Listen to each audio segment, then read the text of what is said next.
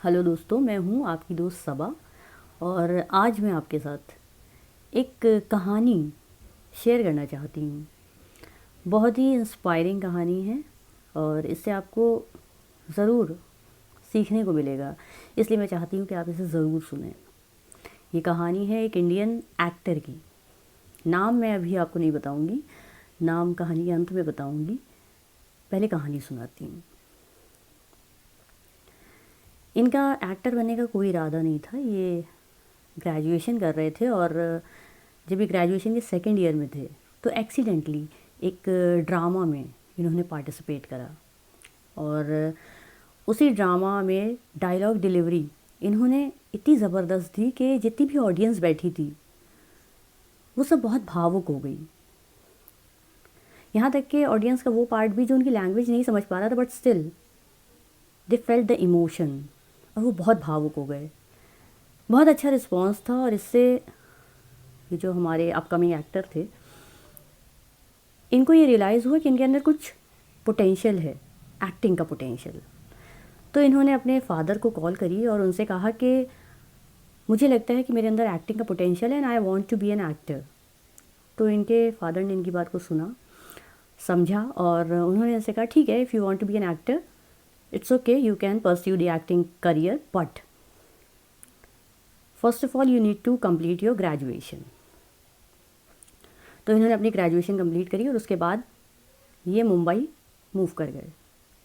वहाँ पे इन्होंने as a copywriter job करा, but he was not satisfied with the job. इनको एक्टर बनना था और एक्टर बनने के लिए कुछ एक्सपीरियंस होना चाहिए एक्टिंग का, और थिएटर का एक्सपीरियंस तो मस्ट है। और थिएटर ये अफोर्ड नहीं कर सकते थे, तो he tried everything to be near to theatre. इन्होंने थिएटर की चेयर उठाने से लेके, थिएटर आर्टिस्ट को चाय पिलाने से लेके, बटन ऑन और ऑफ़ करने से लेके, थिएटर के सेट बनाने से लेके सेट हटाने तक के सारे छोटे मोटे काम करे कि थिएटर के ये नज़दीक रह सकें और एक्टिंग की स्किल्स ये सीख सकें। बहुत स्ट्रगल करा इन्होंने, बहुत समय दिया।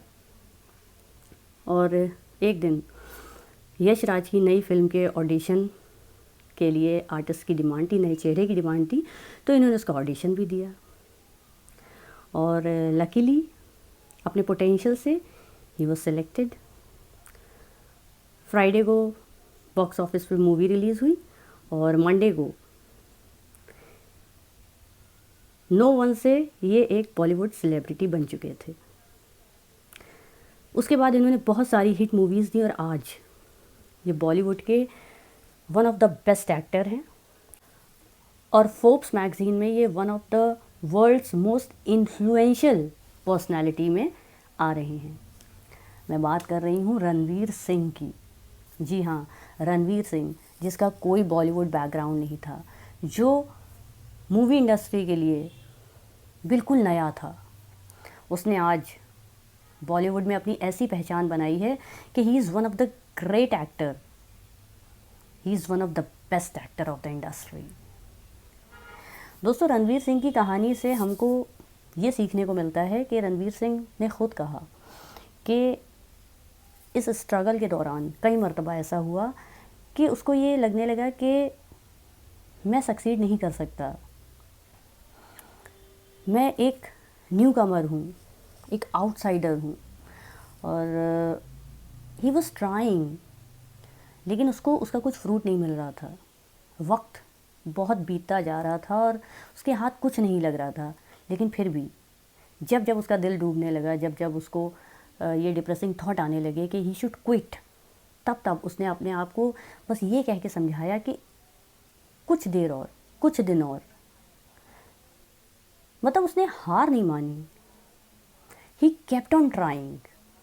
अगर उसने बीच में हार मान ली होती, निराश हो गया होता, तो आज वो एक्टर नहीं होता, one of the finest actor नहीं होता, वो कोई और जॉब कर रहा होता। लेकिन उसने हार नहीं मानी, उसने अपने पैशन को परस्यू करा।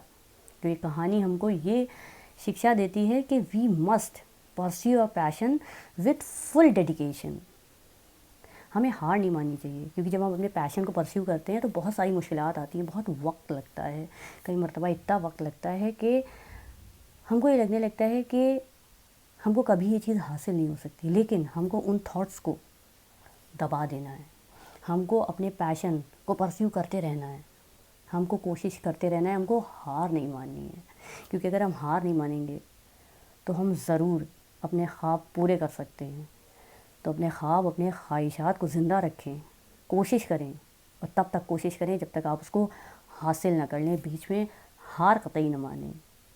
उम्मीद करती हूँ आपको इस कहानी से ज़रूर मोटिवेशन मिला होगा। कमेंट कीजिएगा। बहुत बहुत शुक्रिया।